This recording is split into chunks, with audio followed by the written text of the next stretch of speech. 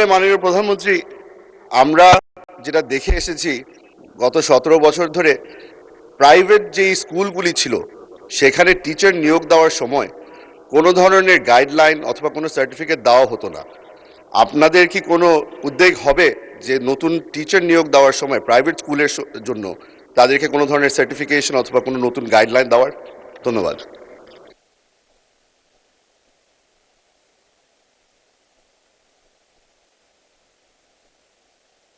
মাননীয় প্রধানমন্ত্রী।